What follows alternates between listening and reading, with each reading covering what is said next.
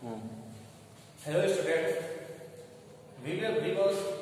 we are discussing about the topic federalism's features.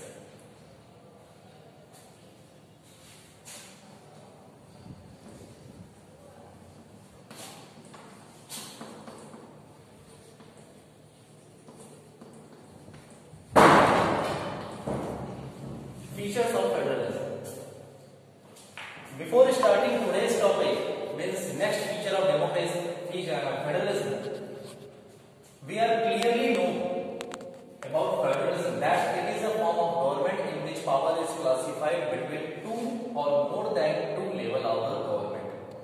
So, before this video, you have found about 4 features of the federalism.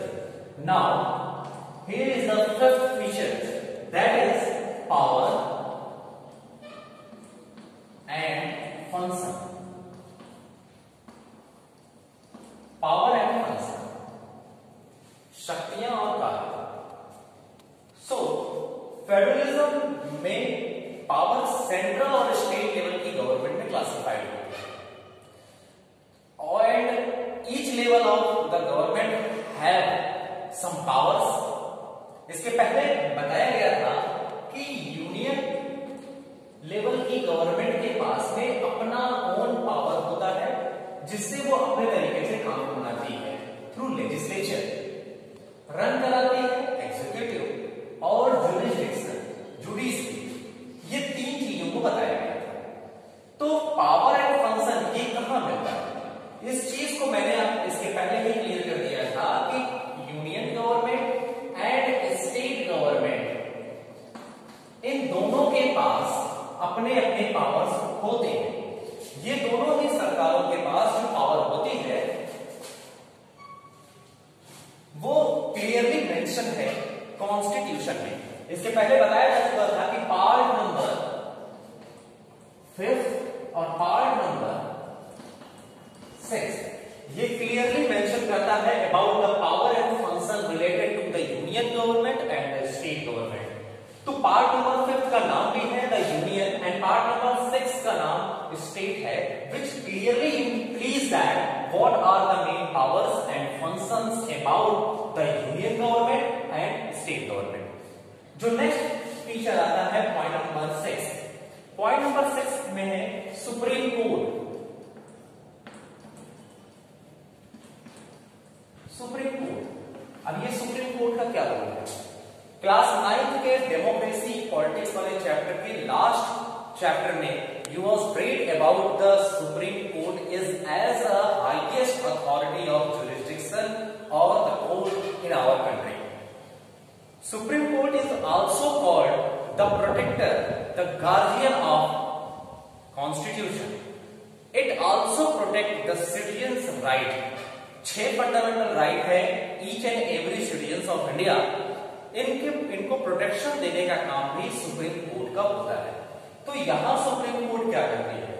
Government is only work as a authority. सरकारें केवल एक authority की तरह काम करती हैं और ये अथॉरिटी की तरह काम करती हैं. अथॉरिटी कंप्लीटली कंट्री की बन नहीं जाती क्योंकि government runs according to the country's constitution. Country का, देश का जो संविधान कॉन्स्टिट्यूशन होगा, सरकारें उनके नियमों के अनुसार चलने का काम करती हैं.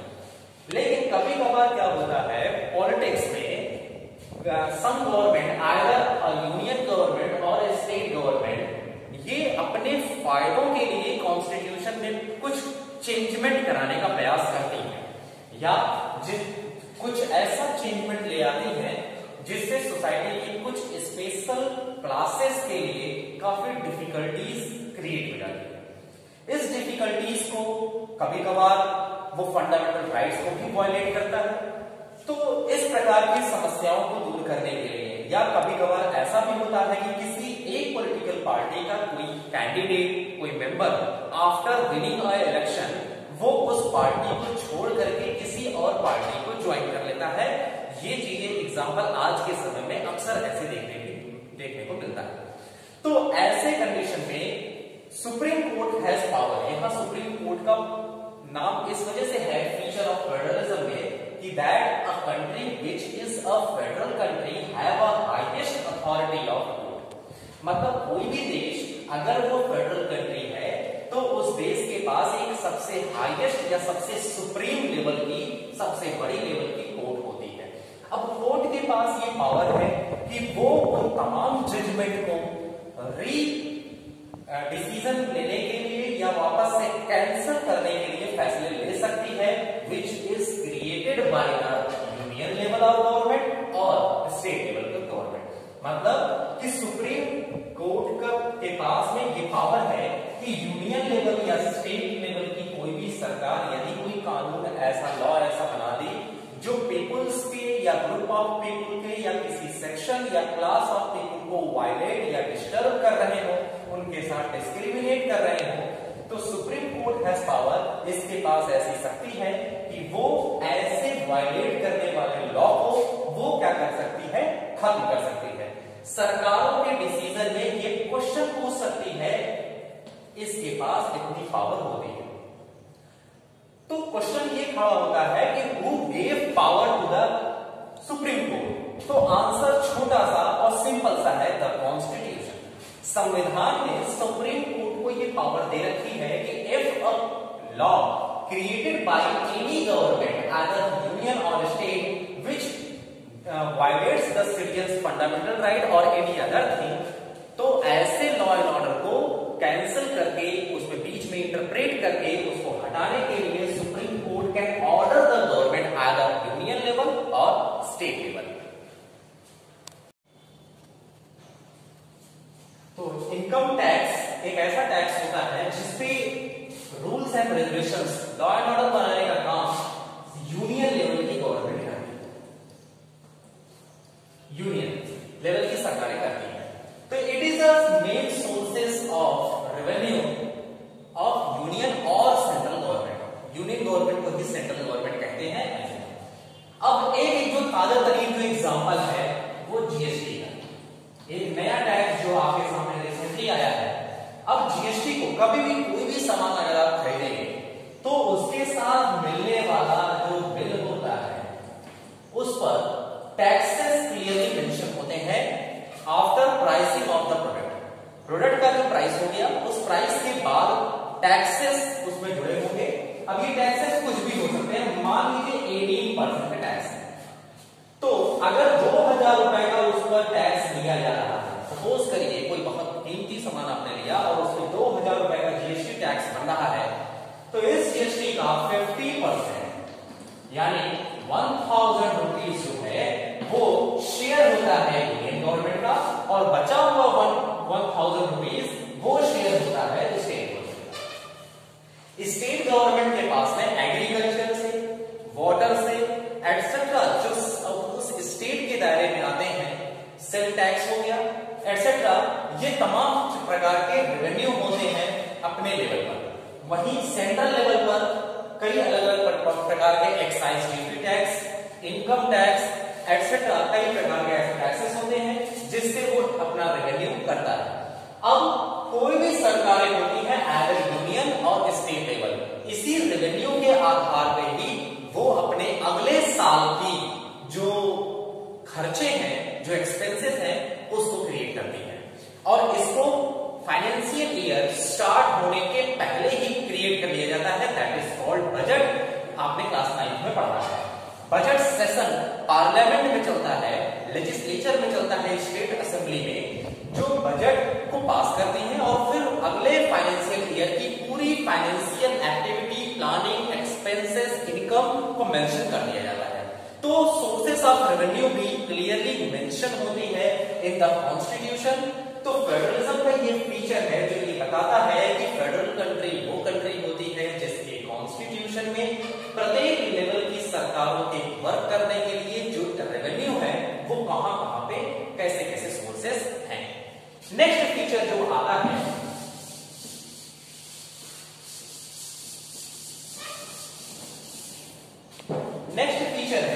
Mutual trust. म्यूचुअल ट्रस्ट ये सबसे बड़ा पॉइंट हो गया। अगर हम बात करें ट्रस्ट का, विश्वास का, यहां पे ट्रस्ट की बात हो रही है सेंट्रल, जिसे यूनियन भी कहते हैं, और स्टेट गवर्नमेंट।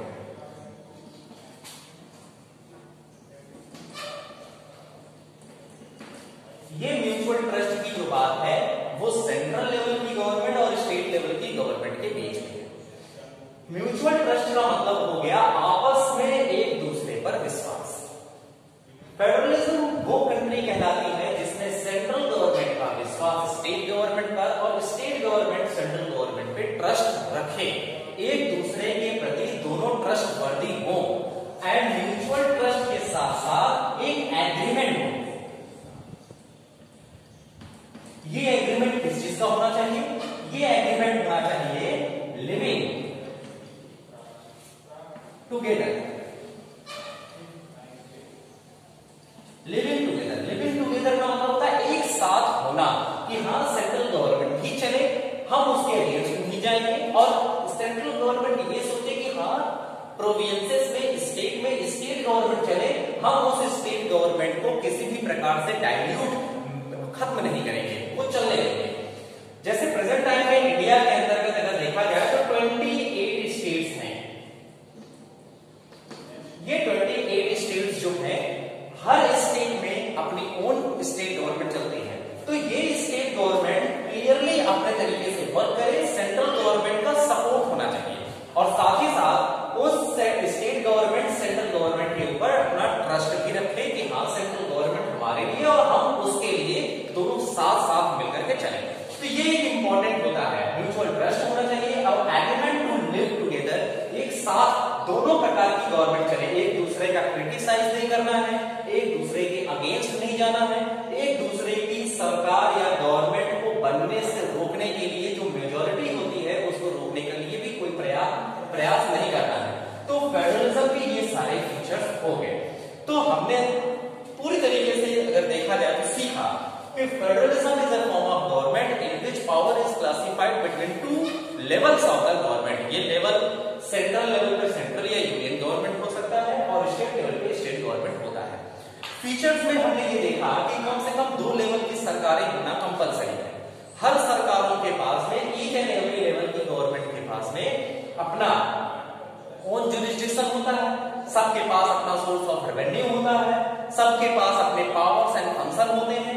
कोई भी एक लेवल की गवर्नमेंट कॉन्स्टिट्यूशन में अकेले परिवर्तन नहीं कर सकती है।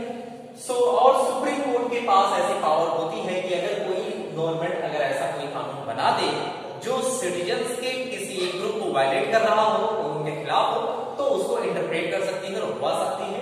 ये तमाम, और mutual trust, agreement of living together, ये तमाम कुल फीचर्स हो गए फेडरलिज्म के। That's all. तो फेडरलिज्म के नेक्स्ट फीचर में हम बात करेंगे, जैसे फेडरलिज्म में पावर तो बट गई, सेंट्रल लेवल की या यूनियन लेवल की गवर्नमेंट और स्टेट लेवल की गवर्नमेंट में, लेकिन ये सरकारें वर्क कैसे करेंगे, इनके पास रेवेन्यू कहां से आएगा? तो नेक्स्ट फीचर है रेवेन्यू। रेवेन्यू क्या होता है? The income. ये वो इनकम होती है by which the government expenses on different sectors और terms.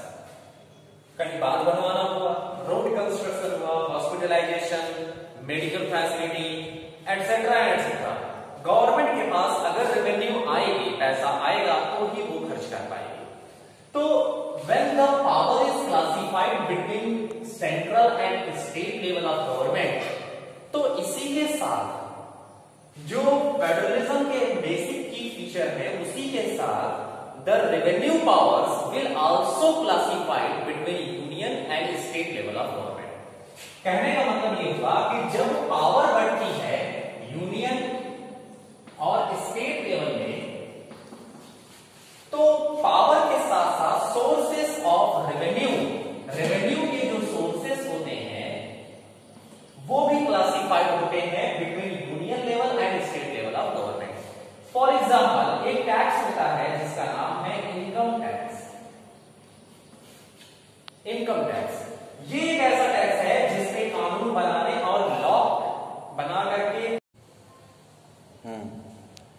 Hello student, we are talking about the chapter federalism and the topic was features of federalism. Before starting today, we will discuss about 4 features of federalism. Now, the next feature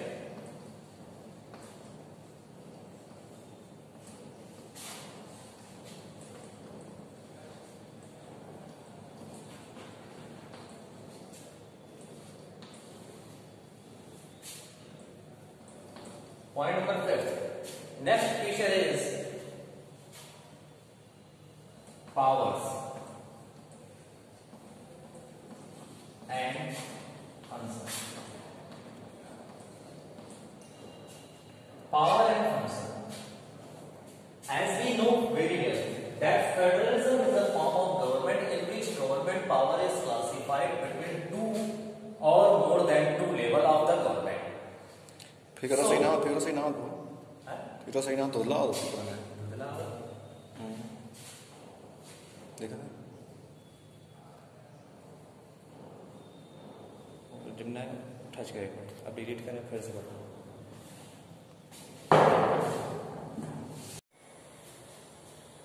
federalism के next feature में feature number 4. अब इसको ये थोड़ा typical थोड़ा इसको ध्यान से समझने की आवश्यकता है. फेडरलिज्म का ये जो फीचर है, कहने का मतलब है जैसे किसी भी कंट्री में अगर जाहिर सी बात है अगर डेमोक्रेटिक कंट्री होगा तो हर democratic country rules according constitution. Last year constitution के बारे में पढ़ा गया है तो इसके बारे में ज्यादा बताने की हमको आवश्यकता नहीं है. तो कॉन्स्टिट्यूशन क्या होता है? It is a group of rules and regulations. तो कॉन्स्टिट्यूशन के अकॉर्डिंग कोई कंट्री चलती है. अब आपने ये देख लिया कि डेमोक्रेटिक कंट्री जो फेडरलिज्म के प्रिंसिपल को फॉलो करती है वहां each and every level of government have a same facility and same rights. तो एक बात कॉमन है कि उनको ये पावर्स एंड राइट्स और फैसिलिटी कहां से मिलती है. तो उनको ये ग्रांट करने का काम उस कंट्री का कॉन्स्टिट्यूशन करता है. कॉन्स्टिट्यूशन में क्लियरली मेंशन होता है कि कौन से ऐसे टॉपिक्स हैं, कौन से ऐसे टर्म्स हैं जिसपे सेंट्रल गवर्नमेंट वर्क करेगी, कौन से ऐसे टर्म्स एंड कंडीशन हैं जिसपे स्टेट गवर्नमेंट वर्क करती है. ये कॉन्स्टिट्यूशन ये हमको क्लियरली बता देता है. वरना जहां ऐसे क्लियरली चीजों को स्पष्ट न किया जाए वहां विवाद हो सकता है between central and state government. तो डिस्प्यूट से बचने और कॉन्फ्लिक्ट्स से बचने के लिए ये जरूरी है कि जो चीजें फैसिलिटी में हो वो क्लियरली कॉन्स्टिट्यूशन में मेंशन हो. जैसे हमारी कंट्री के कॉन्स्टिट्यूशन के पार्ट नंबर 5 और पार्ट नंबर 6 ये 2 ऐसे पार्ट हैं जो सेंट्रल गवर्नमेंट और स्टेट गवर्नमेंट में पावर का क्लासिफिकेशन करते हैं. पार्ट नंबर 5 उन चीजों के बारे में बताता है which is related to the union और पार्ट नंबर 6 उन चीजों को टर्म्स को बताता है which is related to the states. तो क्लियर हो गया. तो कॉन्स्टिट्यूशन अपने आप में ही बता दिया कि सेंट्रल गवर्नमेंट के पास में कौन कौन से चीजें हैं और स्टेट गवर्नमेंट के पास में कौन कौन से चीजें हैं. अब बहुत सारे ऐसे टर्म्स एंड कंडीशंस होते हैं जिसपे सेंट्रल गवर्नमेंट अपने तरीके से कानून बनाता है और स्टेट गवर्नमेंट अपने तरीके से कानून बनाता है. फॉर एग्जांपल एक छोटा सा लेंगे, आगे डिटेल से पढ़ना है. तो फेडरलिज्म के फीचर्स में जो 3rd नंबर आता है वो ज्यूरिसडिक्शन कहलाता है. ज्यूरिसडिक्शन का मतलब होता है गवर्नमेंट चलाने के लिए अपना लेजिस्लेशन,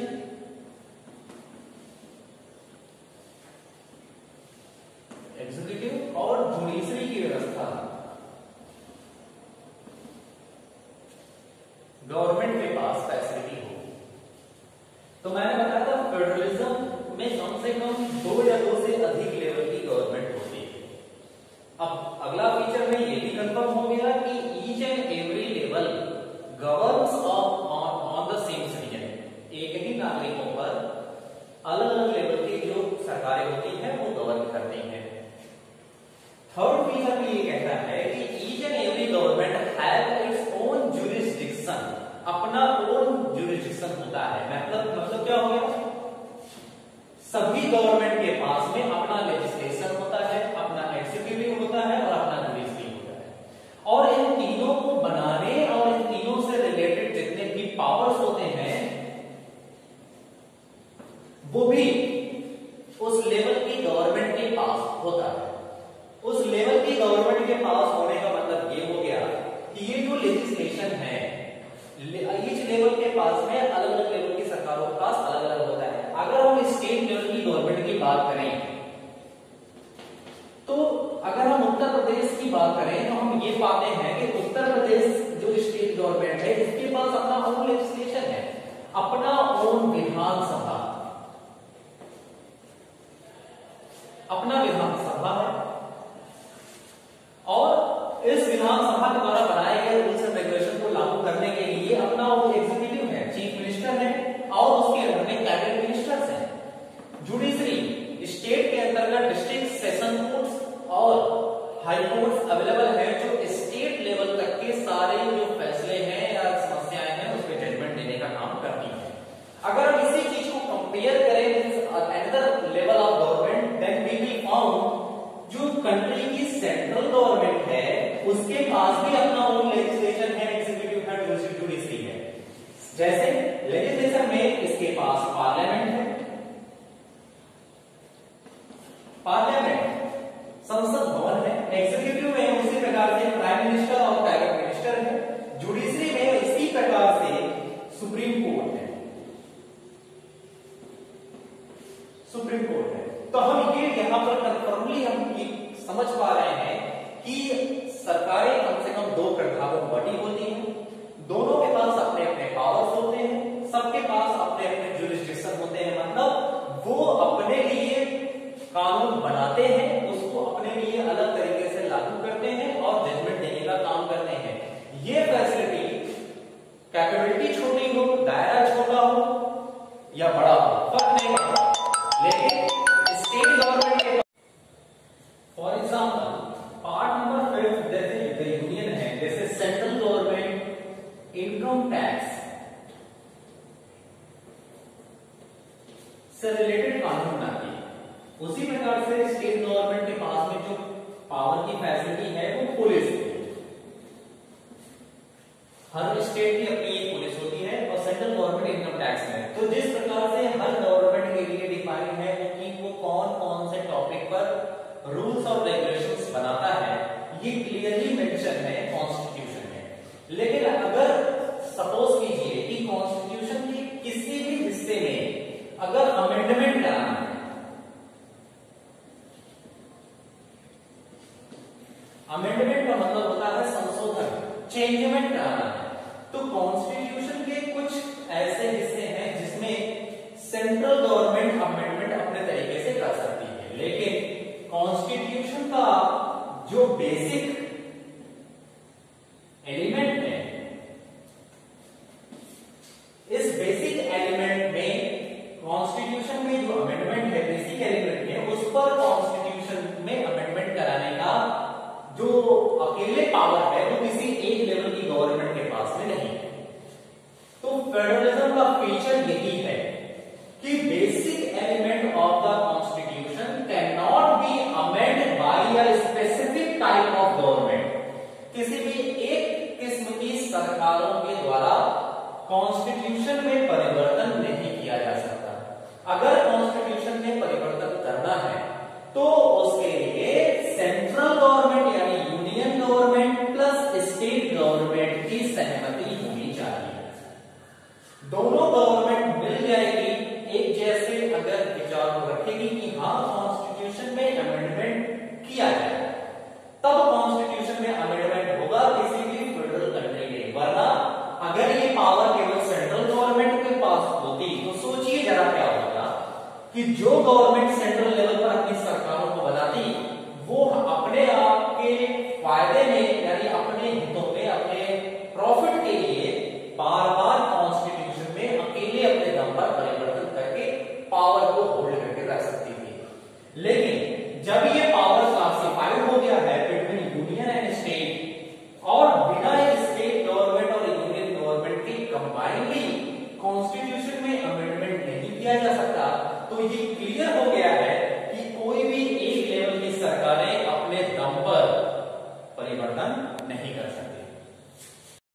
चलिए।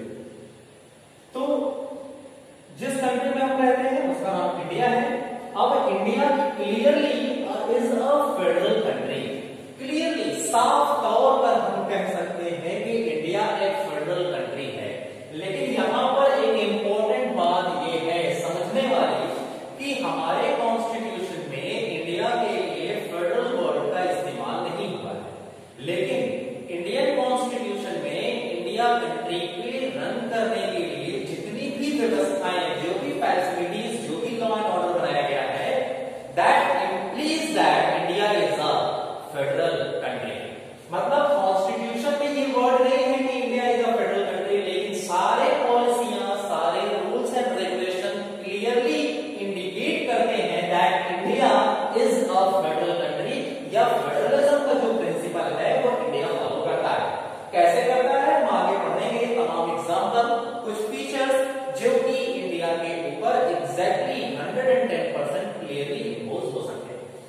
जैसे तो फेडरलिज्म समझ में आ गया कि it is a form of government in which power is classified between two or more than two levels, यानी पावर कम से कम दो सेंट्रल गवर्नमेंट या स्टेट गवर्नमेंट में क्लासिफाइड हो सकती है। अच्छा, सेंट्रल गवर्नमेंट ये कुछ कंट्रियों में सेंट्रल गवर्नमेंट के रूप में नहीं जानी जाती, इसका नाम यूनियन गवर्नमेंट भी। तो यहां कंफ्यूजन वाले कोई टर्म नहीं आने चाहिए।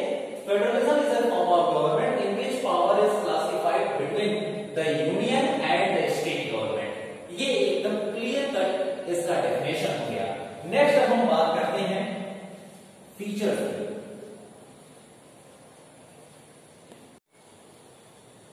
तो power is classified between two or more than two level of government. यहां एक बात क्लियर ये कर लेना है, यहां पर बात हो रही है लेवल ऑफ गवर्नमेंट है। लास्ट चैप्टर में एक बात और बताई गई थी कि गवर्नमेंट टू बेसिस पर क्लासिफाइड हो रहा है। दो तरीके से गवर्नमेंट का क्लासिफिकेशन किया जा रहा है।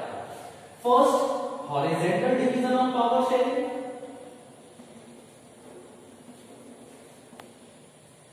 और second one vertical. Horizontal division of power sharing और दूसरा vertical government of power sharing था। हॉरिजॉन्टल में हमने ये देखा था कि जो गवर्नमेंट की पावर है वो लेजिस्लेचर में, एग्जीक्यूटिव में और जुडिशरी में क्लासिफाइड था। लेजिस्लेचर का काम था कानून बनाना, एग्जीक्यूटिव का काम था बने हुए कानून को लागू करना या इंपोज करना या इंप्लीमेंट करना, और जुडिशरी का काम होता है अगर कोई कानून को तोड़ देता है या कुछ मिसबिहेविंग फैसिलिटी सामने आती है तो उस जुडिशरी का काम होता है जजमेंट देना। जबकि वर्टिकल लेवल पे जो पावर का शेयरिंग हुआ था फर्स्ट चैप्टर में जो बताया गया था वो सेंट्रल गवर्नमेंट, उसके बाद स्टेट गवर्नमेंट, इस तरीके से बताया गया था। मतलब फ्रॉम अप्स टू डाउन, सबसे पहले बड़ी गवर्नमेंट, उसके बाद उससे छोटी गवर्नमेंट और उसके बाद उससे छोटी यूनिट की गवर्नमेंट। तो इस प्रकार हम ये देखते हैं कि the vertical form of power sharing is the best example of federalism. तो वर्टिकल लेवल की जो गवर्नमेंट हमने ये बनती हुई हम देख रहे हैं, जिस प्रकार से सेंट्रल गवर्नमेंट है, स्टेट गवर्नमेंट है, यही vertical form of power sharing is the example of federalism. अब हम जिस कंट्री में रहते हैं वेल नोन, उसका नाम इंडिया है। इंडिया फीचर्स मतलब फेडरलिज्म की क्या विशेषताएं हैं। तो फर्स्ट पॉइंट, जो फर्स्ट बात हमको यहां पे क्लियरली मिलेगा वो सेम है फ्रॉम द डेफिनेशन। फेडरलिज्म में जो मुख्य बात है वो ये है कि the power is classified between the union and the state government. Minimum ये टू हो सकता है, बार बार ये बात बताई जा रही है कि पावर का क्लासिफिकेशन होगा तब ही वो कंट्री फेडरलिज्म कहलाएगी। बहुत सारे डेमोक्रेटिक कंट्रियां पूरे वर्ल्ड में हैं, लेकिन उसका मतलब ये नहीं कि वो सारी फेडरलिज्म के प्रिंसिपल को फॉलो करती है। फेडरलिज्म एक ऐसा टर्म है जिसमें कंट्री अपनी पावर्स को मिनिमम टू फॉर्म्स में या लेवल्स में क्लासिफाइड करती है। यहां लेवल्स वर्टिकली होना चाहिए central, state and so on. तो फेडरलिज्म एक ऐसा प्रिंसिपल होता है जिसमें power must be classified into the two या यूनियन और स्टेट गवर्नमेंट। तो ये इसका फर्स्ट फीचर हो गया। सेकंड फीचर है जितने भी लेवल की गवर्नमेंट होती है, जैसे मैंने बताया यूनियन हो गया, स्टेट हो गया, दो का एग्जांपल लेते हैं क्योंकि मिनिमम 2 की बात है। तो सेकंड पॉइंट जो इसका फीचर है, तो फीचर क्या है, यूनियन और स्टेट लेवल की जो गवर्नमेंट होती है governs on the same citizen, वो एक ही नागरिकों पर दोनों ही सरकारें रूल करती हैं। जैसे मान लीजिए एक व्यक्ति हो गया XYZ नाम, ये व्यक्ति मान लीजिए उत्तर प्रदेश के जौनपुर जिले में रहता है, जौनपुर जिले में रहता है। तो जौनपुर किस स्टेट में पड़ता है, उत्तर प्रदेश। तो एक उत्तर प्रदेश की स्टेट गवर्नमेंट, अब ये उत्तर प्रदेश किस कंट्री में है, इंडिया में है, इस उत्तर प्रदेश में सेंट्रल गवर्नमेंट का भी रूल चलेगा। तो क्लियर हो गया है कि the same level of government, अलग अलग लेवल की जो सरकारें होती हैं वो गवर्न करती हैं on the same citizen. Citizen है XYZ, ये उत्तर प्रदेश के जौनपुर का रहने वाला है, उत्तर प्रदेश की स्टेट गवर्नमेंट चलती है, यानी ये सिटीजन के ऊपर स्टेट गवर्नमेंट का भी रूल चलता है और इसी सिटीजन पर यूनियन गवर्नमेंट का भी रूल चलता है। अब इस XYZ पर के स्थान पर आप